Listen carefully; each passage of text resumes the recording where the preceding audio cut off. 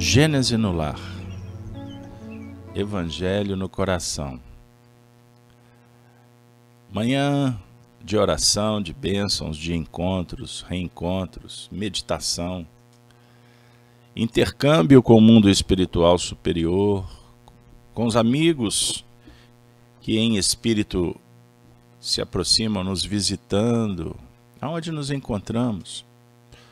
Agradecemos a oportunidade de mais uma vez estarmos juntos nesse cenário do Evangelho, lucificado pela doutrina dos Espíritos. Que possamos ter um encontro agradável, que possa nos oferecer aquele contributo que nos auxilie sob o ponto de vista do conhecimento, mas também das faixas que favoreçam as terapêuticas, uma vez que podemos estar com necessidades conhecidas ou desconhecidas. Que a nossa oração seja um orvalho que possa chegar para o nosso coração, trazendo esperança, fé. Que Jesus, o nosso mestre e amigo, esteja conosco em nossos lares, onde vocês se encontrar. Que Ele abençoe o projeto Gênese no Lar, os esforços que os trabalhadores da Casa de Kardec têm empreendido para fazer com que essa mensagem chegue para você e para os seus amigos quando você compartilha. E todos que visitarem esse portal se sintam, acima de tudo, acolhidos, abraçados por amigos que despretensiosamente oferecemos um pouco do que é trabalhado na nossa instituição. Amigo, amiga, muito obrigado pela audiência. Se inscreva no nosso canal. É um pedido que fazemos. Vamos fortalecer a família. E assim, nós iniciamos com muita expectativa a semana, uma vez que hoje é o dia 14 de junho do ano de 2021. Segunda-feira, a semana, por certo, vai nos dar muitas oportunidades. Pois bem, amigos, amigas, nós vamos começar a semana com um tema muito legal, muito sugestivo. Árvore da vida. Vamos descobrir por quê? Então, para isso, eu convido vocês para essa aventura. Nós estamos estudando metodicamente, com continuidade, com esforço, com muita devoção, os temas apresentados por Allan Kardec na obra espírita. Atualmente, o livro A Gênese, os Milagres e as Predições segundo o Espiritismo. Nós estamos trabalhando na leitura da 4ª edição. No capítulo 18, os tempos são chegados. Sinais dos tempos é o tópico. Pois bem, então Kardec vem abrir esse episódio dizendo: somos informados em todos os lugares de que os tempos marcados por Deus chegaram, quando grandes eventos serão realizados para a regeneração da humanidade. Eis a revelação espírita esclarecer o que está acontecendo nesses tempos. Sobre o ponto de vista da harmonia da criação, o planeta está evoluindo sob o ponto de vista físico e também a humanidade sob o ponto de vista moral. Deus está em toda parte e o que a gente vê como problemas, desarmonias, na verdade é uma visão apenas parcial, porque tudo está dentro de uma orquestração universal, é um movimento, gerando vida, gerando progresso. Pois bem, minhas amigas, meus amigos, hoje nós vamos trabalhar o item 7. E agora, vamos pedir licença para vocês, porque o nosso anfitrião vai estar conosco. Ouçamos Allan Kardec. Ele diz assim: Nesse tempo, que nós já temos a informação que é o tempo do agora. Estamos em pleno século XXI. Nesse tempo, não se trata de uma mudança parcial, de uma renovação limitada a uma região, a um povo, a uma raça. É um movimento universal que se opera no sentido do progresso moral. Tende a se estabelecer uma nova ordem de coisas. E os homens, que são os seus maiores opositores, sem saber, contribuem para isso. Frase interessante. A geração futura, desembaraçada das escórias do velho mundo e formada de elementos mais depurados, encontrar-se-á animada de ideias e sentimentos distintos dos que a geração presente, que se vai a passos de gigante. O velho mundo estará morto e viverá na história, como ocorre atualmente com os tempos da Idade Média. Seus costumes bárbaros e suas crenças supersticiosas. No entanto, todos sabem quanto deixa a desejar a atual ordem das coisas. Gente, ele está falando em pleno século XIX. Mudou muito para o século XXI? Então, vamos voltar. Quanto deixa a desejar a atual ordem das coisas? Após, de certa forma, ter se esgotado o bem-estar material que a inteligência pode produzir, se compreenderá que o complemento desse bem-estar só pode estar no desenvolvimento moral. Quanto mais se avança, mais se sente o que falta. Entretanto, sem poder ainda o definir claramente, trata-se do trabalho íntimo que se opera pela regeneração. Tem-se desejos, aspirações, que são como o pressentimento de um estado melhor. Que beleza, hein, gente?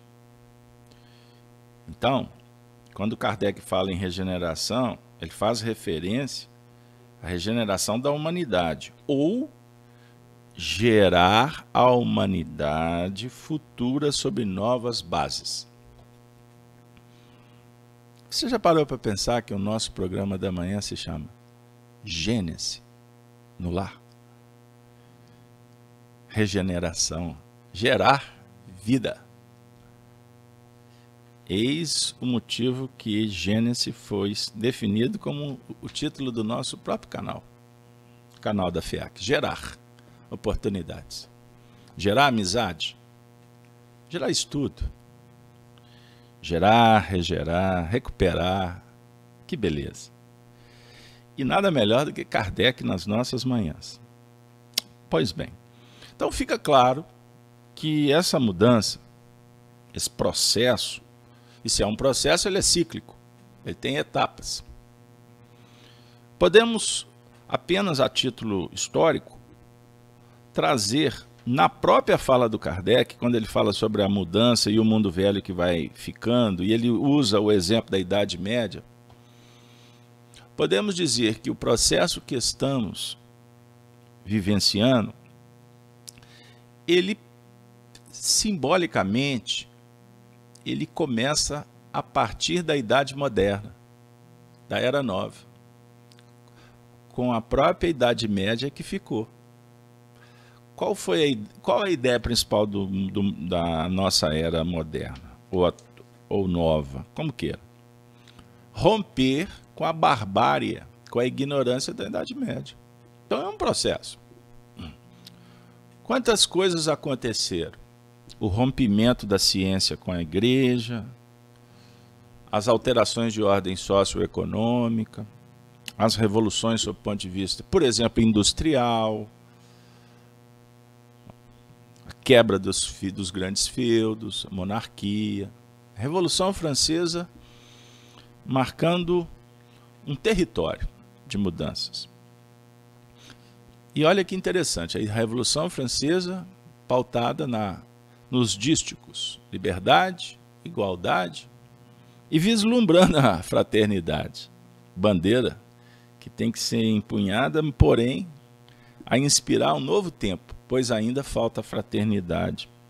E por isso os espíritos informam que somos uma sociedade informada. Não podemos, humanidade, julgar que somos civilizados. Se você não concorda, nós respeitamos. E convido você para debater com os espíritos superiores. Não é o Carlos Alberto que está inventando isso. Está escrito na obra, lá no Livro dos Espíritos. Por que não somos civilizados? Porque não respeitamos o direito do próximo. Porque ainda não operamos com fraternidade.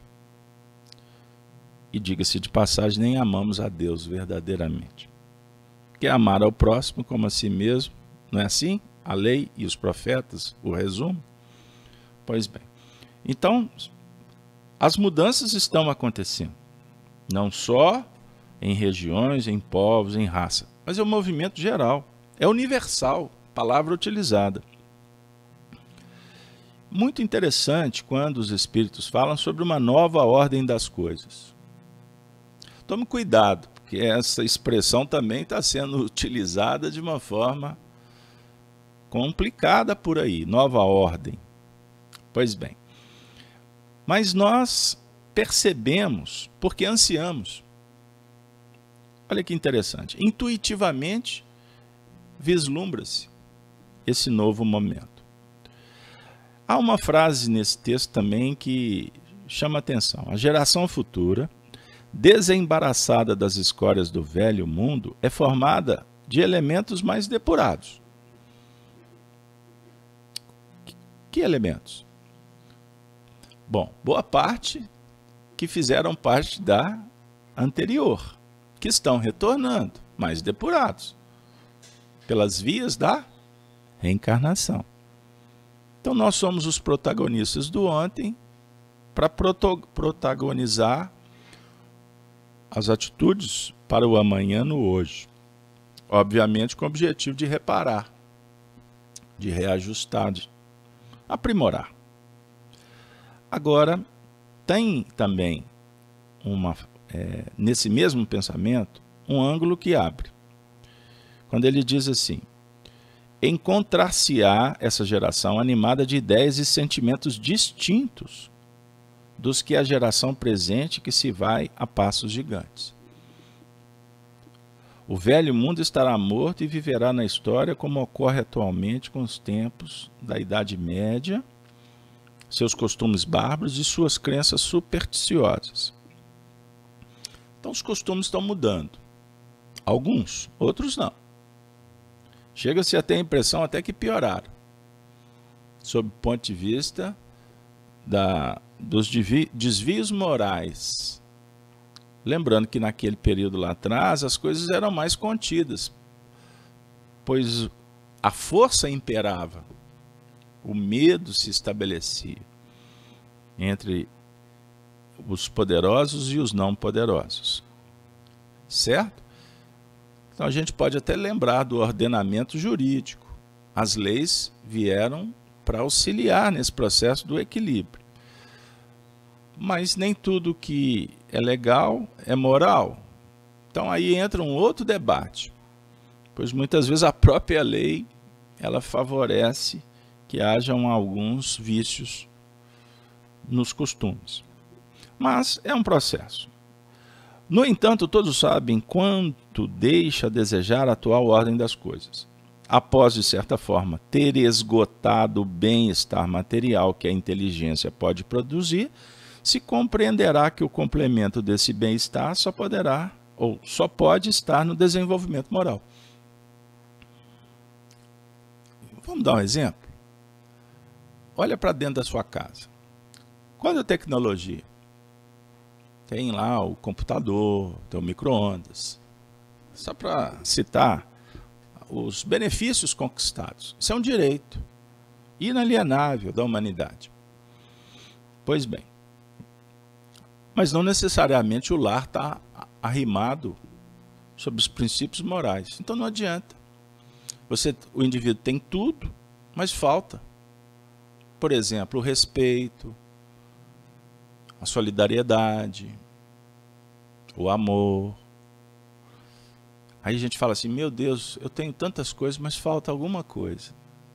Talvez falta o que é mais importante, paz. Então não basta só o avanço tecnológico. Compreenderam? Então quanto mais se avança, mais se sente o que falta. Então quanto mais recurso você tiver, conhecimento, tecnologia, mais isso vai ficando claro, patenteado. Certo? Não adianta o homem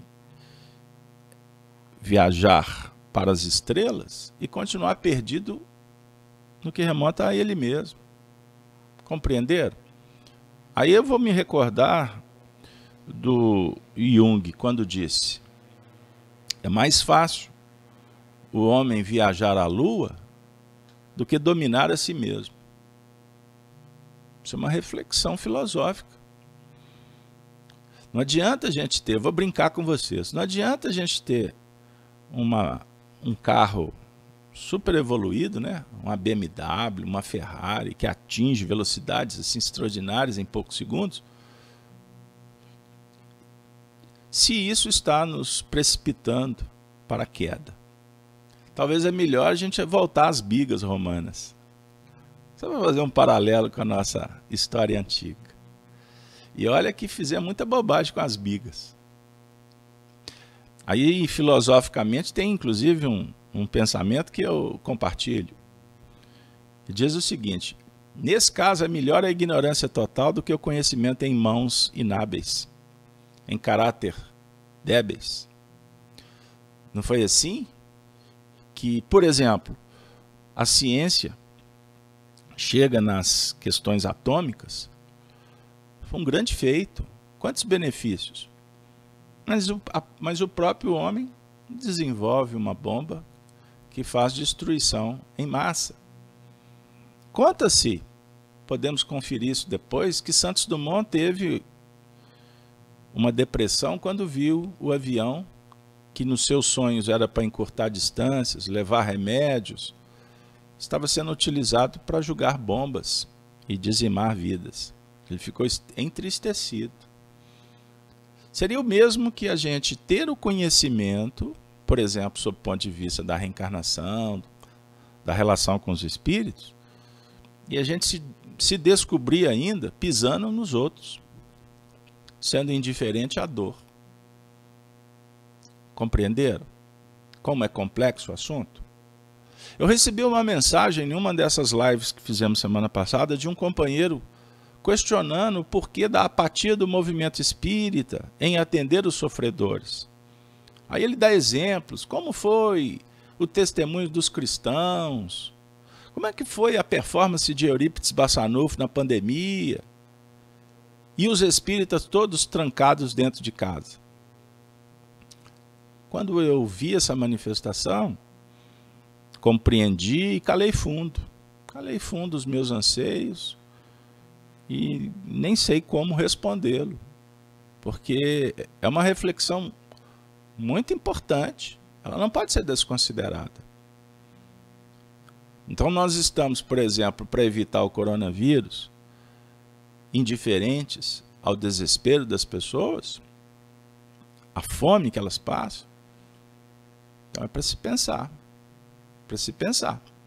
Se você não tem um âmbito de ação mais amplo, reconsidere, por exemplo, o que você pode fazer com um parente, que você pode se aproximar até pelas vias da própria tecnologia, mas com o discurso de eu tenho muito que fazer, podemos estar dando um atestado de um uma atitude, uma escolha bem medieval, em que os nobres não estavam interessados com a fome dos camponeses.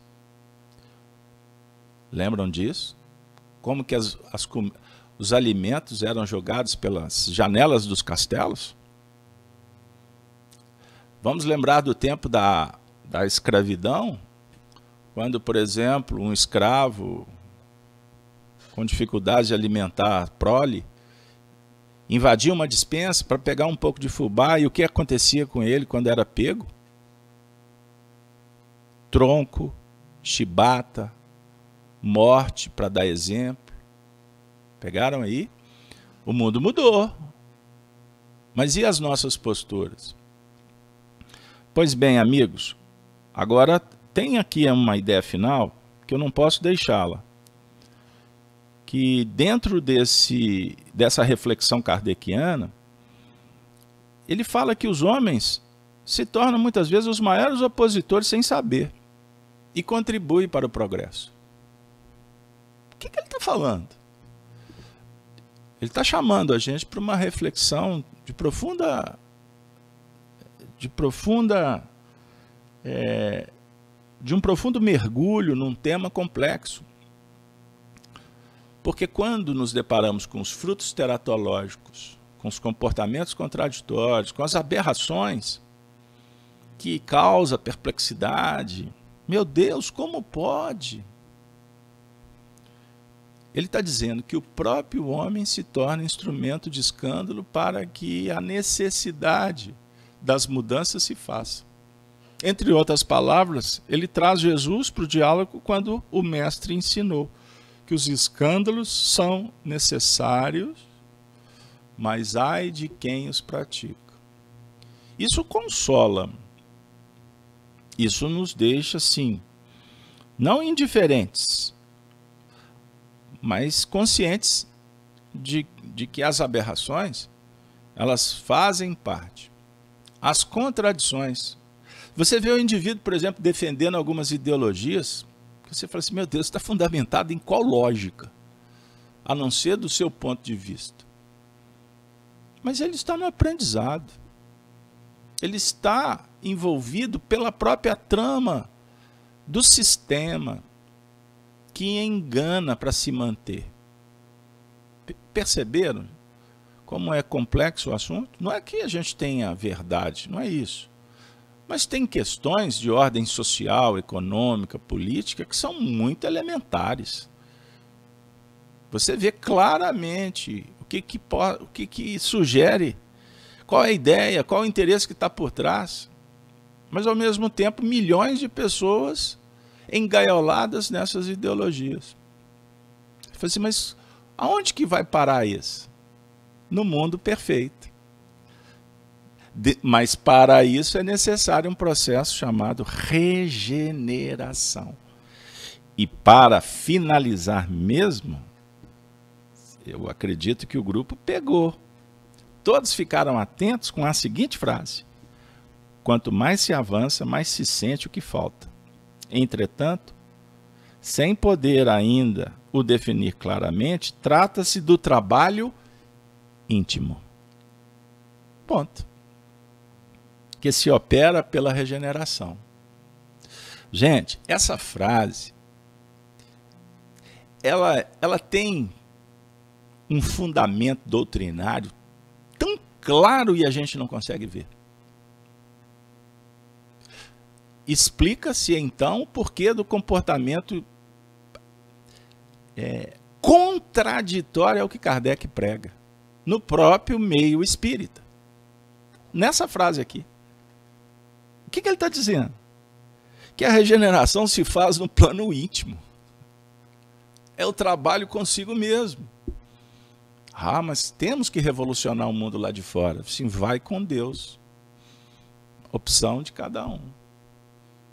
Até que tu vai bater a cabeça nas portas fechadas, dar murro em ponta de faca, desilusão, decepção,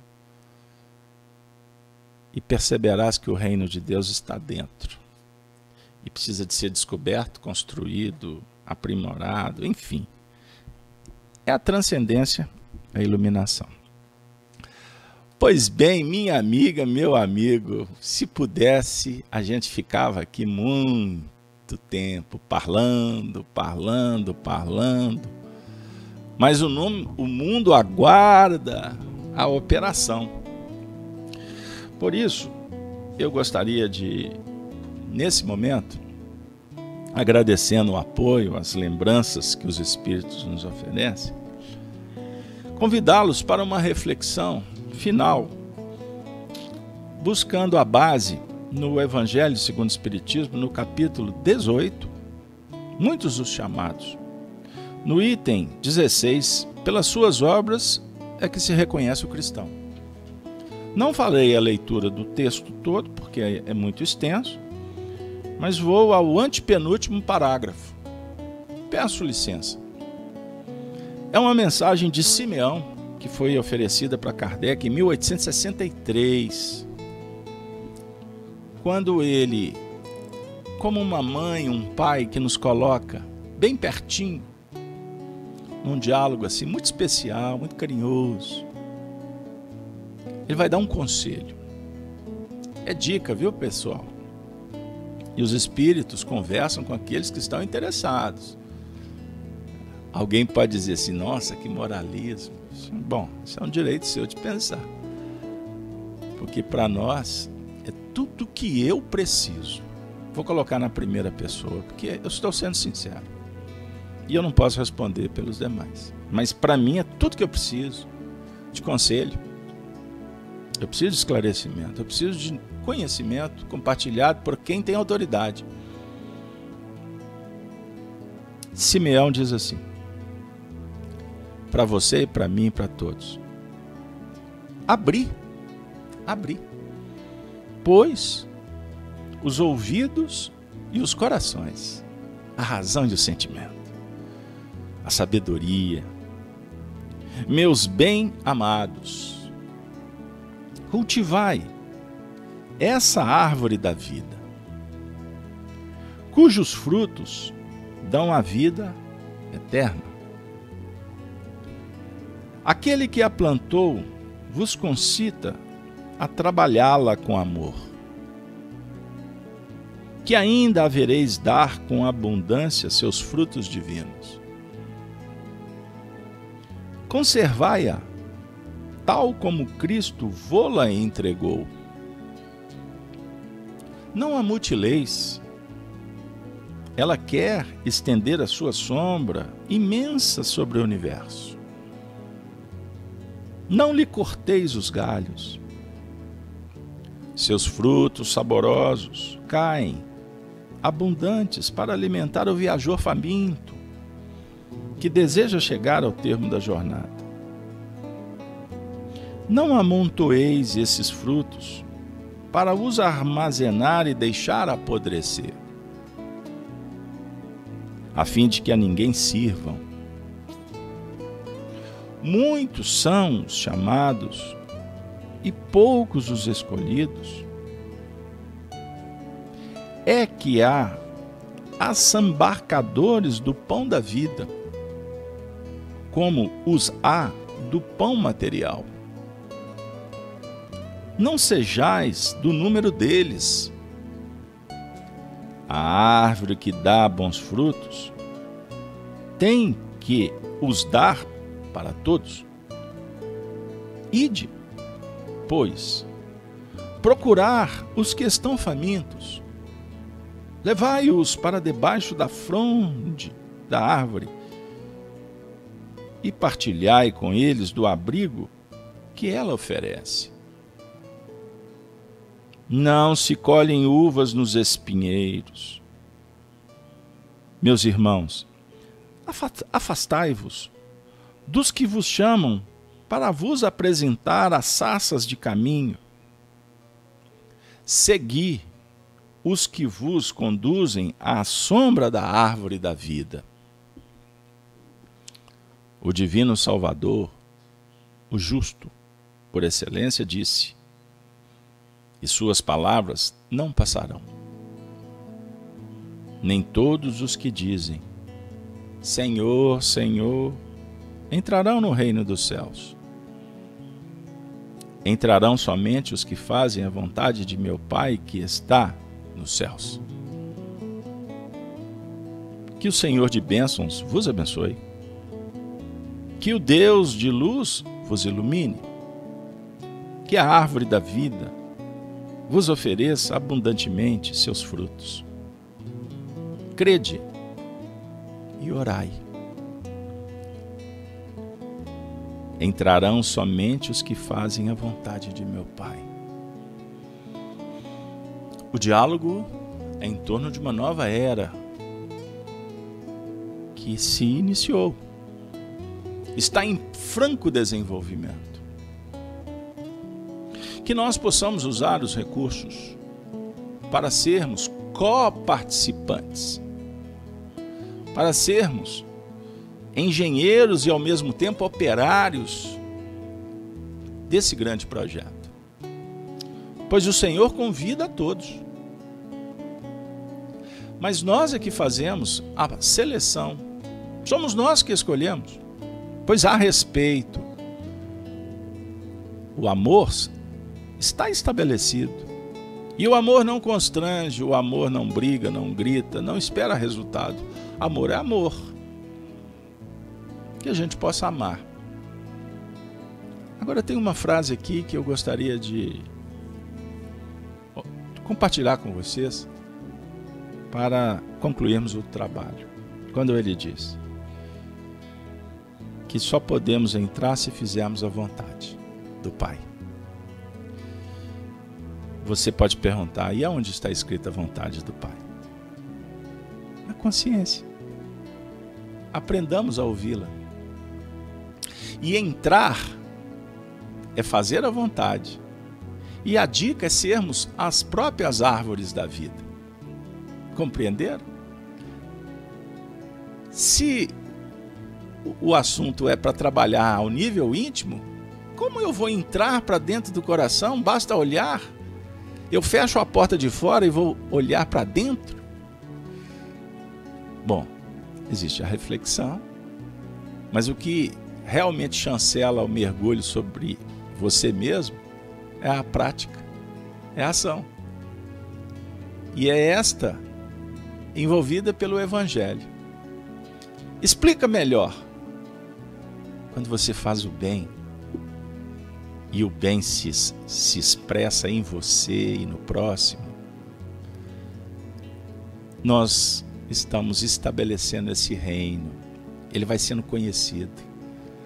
E quanto mais conhecermos, mais o reino patrocina a libertação. Foi Jesus quem disse, conforme a descrição de João: conhecereis a verdade, e a verdade vos libertará. Que Deus nos abençoe para praticarmos a verdade. E ela é doce, bela, suave, agregadora, unificadora. E tem uma capacidade espetacular de multiplicar. Quanto mais fizermos, melhor faremos. E a ideia é exatamente essa qualificação do fazer. Árvore da vida, crede e orai.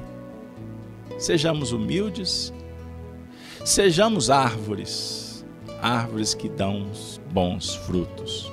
E juntos podemos dar muito mais frutos. Que a gente possa participar desse grande jardim da vida. Que simbolicamente eu posso me recordar do jardim do Éden, que um dia eu mesmo optei por sair. Me senti expulso, mas não. Deus concede sempre as bênçãos de retornarmos à casa do Pai, como o filho pródigo, para voltar a ser representante dessa grande multiplicação das bênçãos do amor e da paz. E é a paz que o Senhor nos concede, que desejamos a todos, em mais uma semana de bênçãos, de trabalho, de transformação, de regeneração. Gênese no lar, Evangelho no coração. Vamos nos despedir como fazemos sempre, com a saudação dos cristãos dos primeiros tempos. Ave Cristo, Ave Cristo, Ave Cristo sempre. Bom dia para todos. Valeu.